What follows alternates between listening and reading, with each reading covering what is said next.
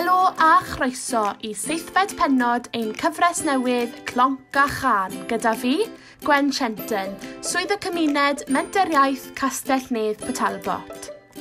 Yn ystod y cyfnod ansicr hwn, beth am ddod i adnabod rhai o'r pobl lleol sy'n syrenu mewn meysydd amrywiol. Bydda fi'n cael CLONC A CHÂN gyda'r pobl dawnus yma a chewch i wrando ar eu hanesion wrth i ni sgwrsio'n ddwl a chlywed am eu hoff gerddoriaeth. A wedi ymuno gyda fi'r wythnos hon, mae Rowland Phillips o Castell-nedd sy'n adnabyddus am fod yn cyn-chwaraewr rygbi ac hyfforddwr tîm rygbi menywod Cymru. Siwr i chi, Rowland? Yn iawn, diolch. Popeth yn iawn? Fi'n iawn, diolch.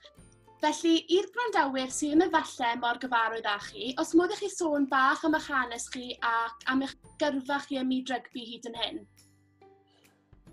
Reit, faint mor hir sydd gyda chi. Dechreuais i wario rygbi ifanc iawn, wario i ysgolion Cymru. Wedyn, o'n i'n lwcus iawn i ddod i wario Castell-nedd. A ges i siawns wario Cymru wedyn.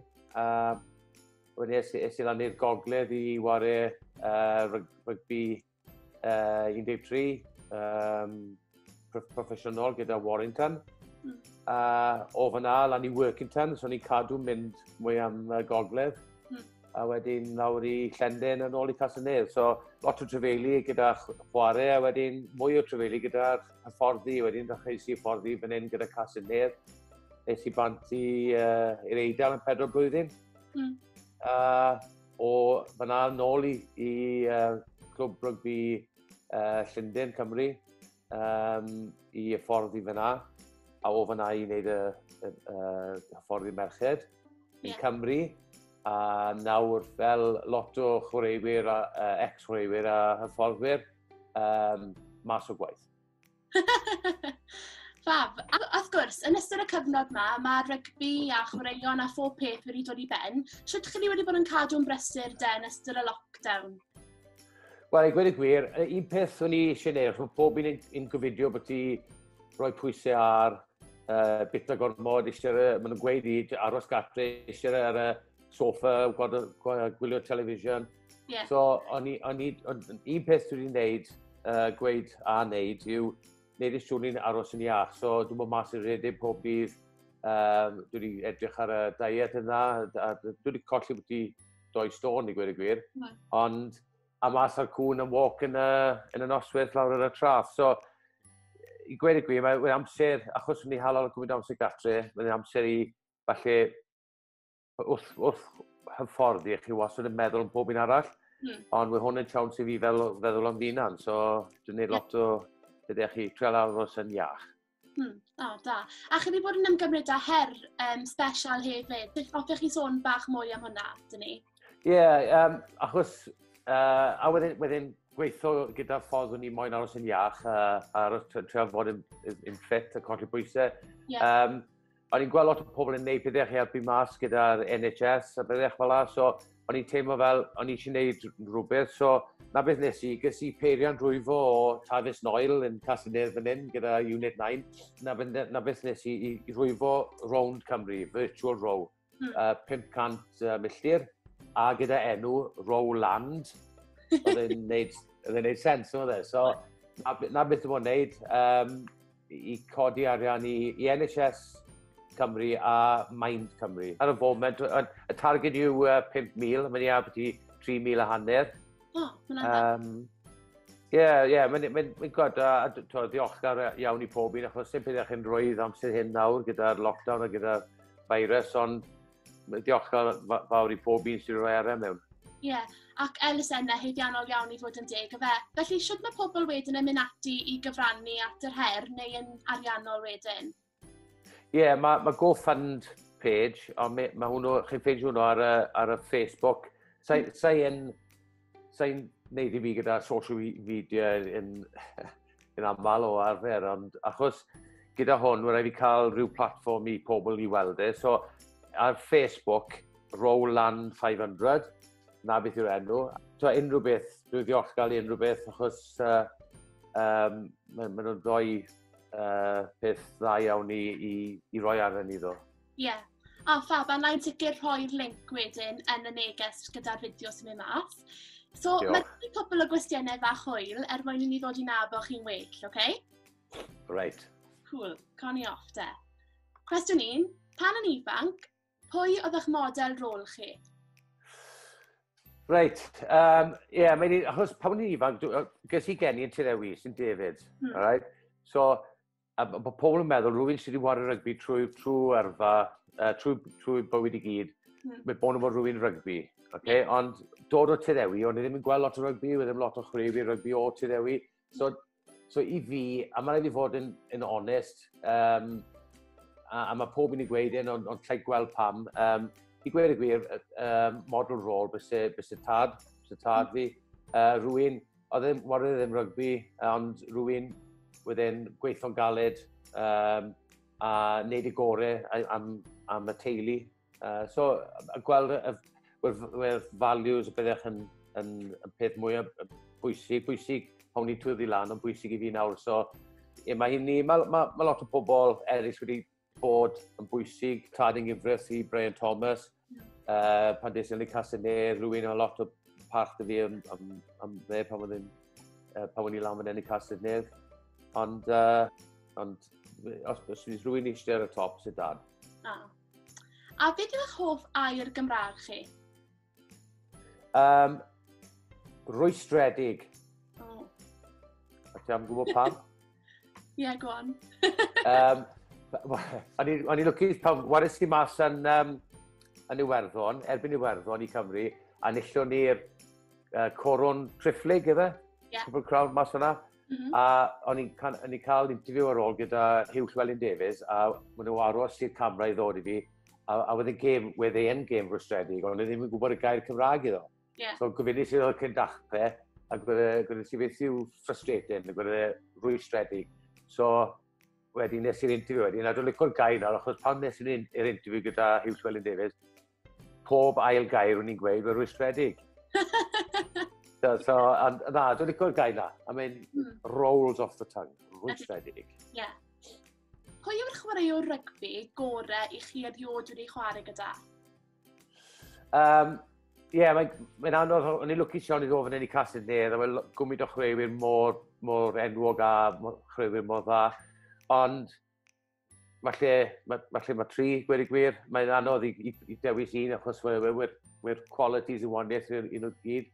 Ond Brian Williams, rhywun, mae pob yn nabod wariodd ei Cymru, ond when ni'n trefelu land ag o'n ni lawr yn byw yn Tyrewi, o'n ni'n trefelu land trwy mae'n Cliciwch gydag a rhywun, falle ddim yn gwybod pam oedd e mor dda, oedd e just mor dda, a mor gryf, mor ffit. So, oedd fe, Jonathan Davies, pan des i fan hyn, i ware, a rhywun, hwnnw chwaraewr fel, os wedi colli gêm, lle ni'n mynd lan iddo gweud, Jonathan, ydy'n bosib i mynd i cael cwbl o cais i ni, achos mae'n ennill y gêm a oedd talent ag sgil ag i wneud e. So fe, a of course, cwrddys i on, just ar ôl cwbl o blynyddoedd i fod yn Castell-nedd, sa'n gwybod chi'n nabod e, ond boi enw Billy Shenton. Ti'n nabod e, na, ti? Na, ond y peth yw ni'n licio, y gweud i gwir, dwi'n gwybod ti'n nabod e, yn gwybod dad, ond y peth yw ni'n licio gyda Billy, oedd faint mor gryf oedd e lan fan hyn, oedd tren o'n gared, oedd e fel fi yn ffordd, Wyn i ddim yn falle'r chwaraewyr gorau yn y tîm, ond wyn i'n chwaraewyr gallu ddim y tîm wario hebddo. Bydde ti'n gwneud i ddwrnod nawr yn clywed na? Bydde rhaid fi gweud. Fi ddim yn gallu deall, ond byddai'n gwybod beth yw'n Bydde chi mond yn gallu clywed un can am weddill eich bywyd, pa can fyddech chi'n dewis? Beth fel, don't stop believing, efe? Rhywbeth fel la. Achos pan o'n i eisiau, o'n i ifanc eisiau, o'n i'n gweld Cymru ar y teledu, eisiau wario Cymru, o'n i ddim yn gwybod siwrt o'n i'n mynd i wneud e o plentyn bach yn byw lawr yn Tyrewi, ond beth o'n i wastad breuddwydo i wneud, so don't stop believing. Un da. Mae hwnnw'n can ydi, mae'n can ydi. Ydy, ma fe, ie. Os gennych chi ddyfyniad sydd yn ysbrydoli chi? Meddwl falle, beth dwi'n gweud fel, treat people the way you'd like to be treated. Dwi'n meddwl mae'n un rhywbeth, sa'n gwybod mae'n un Cymraeg, ond dwi'n meddwl mae hyn i rhywbeth dwi'n wastad wneud. Dwi'n wastad treul helpu pobl, fel hyfforddwr, mae'na beth yw'r gwaith, ond beth sydd ddim yn neud, licio wneud unrhyw beth i unrhyw un, beth sydd yn i ddim yn hapus, beth sydd rhywun yn neud i fi fel. Ie, mae'n wastad yn gweud hwnna. Ie. Ie? Ie, dwi'n ma. Beth yw eich hoff le chi yng Nghymru? Reit, dwi'n boi fel o'r môr, gyda teulu lawr yn Tyddewi. So, mae lot o llefi rhwng Tyddewi, ond dwi'n nabod na'n dda iawn. Fel Porthgain, Abercastell, Trefin, hyd o'r llefydd yma, reit rhwng yna, Newgale, White Sands, a bethach. Ond, i gweud y gwir, mae fi a Sali'r plant pob un wedi hala lot o amser lawr yn Three Cliffs yn y gwyr. Sali pan oedd hi'n ifanc yn mynd lawr fan'na gyda teulu aros. So, fel teulu wedi hala lot o amser lawr yn Three Cliffs gyda'i gilydd, so falle na'r lle gorau fi. Nice, fi'n dweud Three Cliffs. Ie, neis yna. Gallwch chi dewis un pryd o fwyd i fwyta am weddill eich bywyd, pa fwyd fyddech chi'n dewis? Lettuce sandwich. Wel, dwi'n cofio pan ni'n ifanc, o'n i wastad dwlu am cawl mami. So o'n i'n licio cawl, dwi'n licio cawl. Sa'n meddwl mae'n gweithio mor dda yn y haf. Mae dad yn pysgotwr am cranc a cymwch, efe? So, falle cael pryd o salmon o fel. So, dwi'n meddwl cawl sy'n tala fi teimlo dda, meddwl yn gatre, bob beth. Nice. Beth yw eich barn chi am bun afal ar bitsa? Gweud y gwir, pan o'n i'n Hawaiian, ma'n ni'n galw fe, Hawaiian. So, pan o'n i'n blwyddyn nôl, o'n i'n gwastad cael, a chi'n galw fe Hawaiian, o'n i'n cael pun afal, a o'n i'n licio fe pan o'n i'n bita, fydde'n neis fel fath o refreshing, fel, cleanse the palate. A wedyn, beth sy'n mas am 4 blwyddyn i'r Eidal. O'n i'n ffrind fi a pizzeria fyna, a o'n i'n mewn yn pizzeria, a o'n i'n gweud, prosciutto cotto, ham, a wedyn, wyl lle'n llon, ananas yw pinafal yn Eidaleg, a wedi byti 60 o person, o'n nhw gyd fel yn, stop. Ananas? Impossible. So, es i'n 4 blwyddyn heb cael ei arno, achos maen nhw'n pallu wneud e, anyway. A dwi'n meddwl nawr, mae rai fi weid hebddo. Ooh, controversial! Na fe, bydden ni'n dewis Hawaiian bob tro. O'n i arfer fod fyna pan o'n i'n ifanc hefyd. Ond gweles i'r gole. Nawr, na, heb nawr. So, os nad oeddech chi... Sa ti'n hapus straten yna, ti? Fi'n rili licio Hawaiian. So, os nad oeddech chi wedi dilyn gyrfa ym myd rygbi, beth fyddech chi wedi hoffi bod? Wel, y peth yw, pan ni twfi lan, a we pobl just pwysio fi mewn i fod in male model. Sorry, pam ti'n werthin? Sorry. A dwi'n gweddol ti'n meddwl fi'n peth, the obvious career choice. Ond o'n i Plisman 5 blwyddyn, just 5 blwyddyn. Nes i ni, o'n i ddim yn mwynhau lot, na pan nes i'r rygbi lan yn y gogledd gyda Warrington.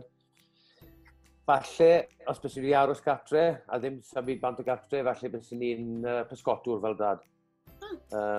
Bys i'n gallu eisiau gwneud e, wel, mae cwbl o foments nawr, fel dwi yn henach, pan dwi'n edrych nôl, falle bys ni wedi treul wneud e, ond o'n i'n seasick pob dydd. Ond, os heb rygbi, falle pysgotwr neu model, mae'n lan i chi, Felly, mae da fi gêm bach cloi nawr, a bydd rhaid i ddewis rhwng un neu'r llall mor gyflym â phosib, oce? OK. Barod? Ti dachrau? Ti dachrau? Odw. Barod? Cariad neu arian? Cariad. Siocled neu creision? Chocolate. Bwyd stryd neu bwyty crand? Bwyd stryd. Theatr neu cinema? Cinema. Trainers neu sandalau? Trainers. Haf neu gaeaf? Haf. Melys neu hallt? Melys. Teledu neu ffilm? Teledu. Trefnus neu creadigol?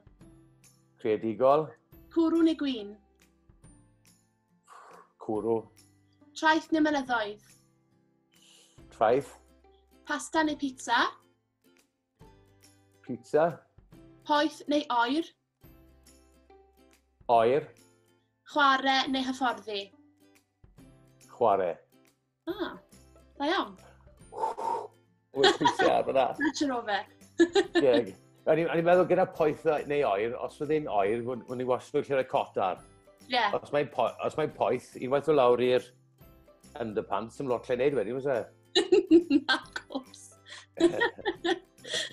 Fab. Felly, fel hyfforddwr, tad a cyn-chwaraewr, os gennych chi unrhyw tips i bobl ifanc yn yr ardal sydd yn breuddwydio am fynd ati i ddechrau gyrfa ym myd rygbi?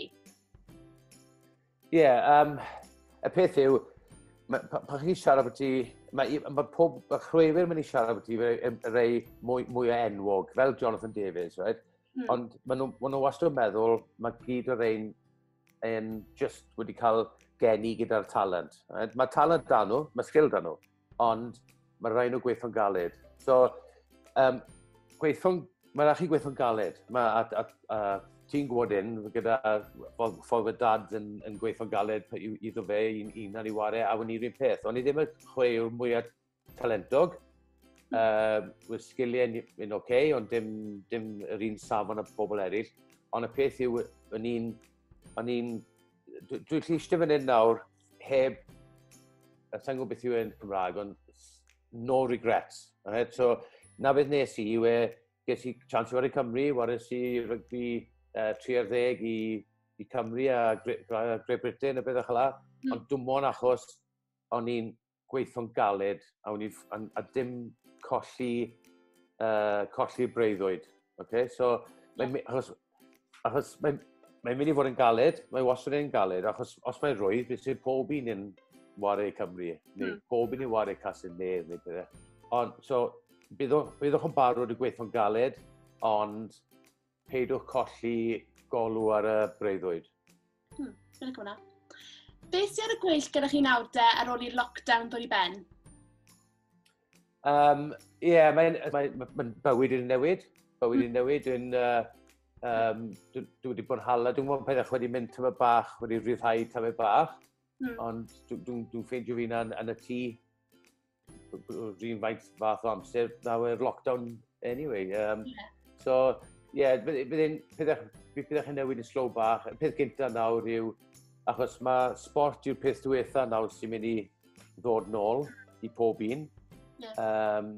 A byddai'n treol ffeindio rhywbeth nawr i rhyw fath o waith yn rygbi. So, ie, dwi'n meddwl, maen nhw'n gweud mae popeth sy'n digwydd nawr yn charter territory, so dwi'n meddwl iddo mas yn ofyn i fod rhywun peth, so gen i weld. A croes i bysedd bydd popeth yn gallu dod nôl o ran rygbi a chwaraeon a popeth, achos fi'n gwybod mae Dad a Iwan yn gobeithio yn ei dod yn go-gloi. Ie, a cytuno i ni, achos mae'n rhaid i fod yn saff, achos na'r peth mwyaf bwysig, ond dwi'n meddwl, maen nhw'n gwneud pethau yn slow bach, ond maen nhw'n gwneud e am reswm. So, a na un o'r pethau gwirus sy'n gynharach yw gweithwch yn galed, ond peidwch colli golau ar y breuddwyd. So, falle mae'n mynd i cyferi blwyddyn yn hirach ar ôl mae popeth ydi, ond mae'n rhaid i cadw'r ffocws i fynd ymlaen, a rhyw beth i ysbrawd hefyd. Ie, cytuno. Wel, diolch enfawr am y sgwrs, Rowland. Mae wedi bod yn braf iawn bod i'n nabod chi'n wed a chlywed am yr her hefyd. Hoffech chi gyflwyno'r gan nawr de, chi wedi dewis i ni wrando arno heddi? y can, sydd wedi cael lot o...